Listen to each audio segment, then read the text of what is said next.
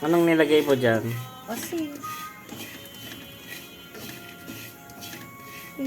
kasi hindi ko natimplahan ng asin ito kanina. Dapat walang asin ito ngayon eh. Ano tawag dyan? Eh di buto ng rambutan. Ano ba Hindi, yan? anong luto yan? Sinangag.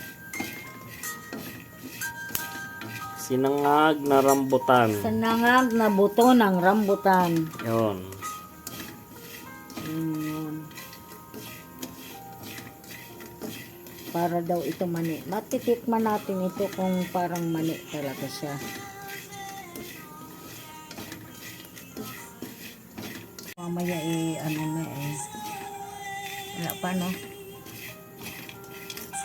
Sus, parang maalak Parang kumapit yung asin. Parang ang dami mong asinan nilagay eh. Bakit ang dami mong nilagay na asin? Dalawang kutsara lang.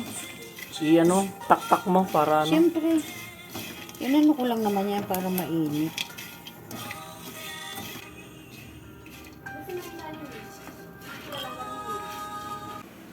Finished product.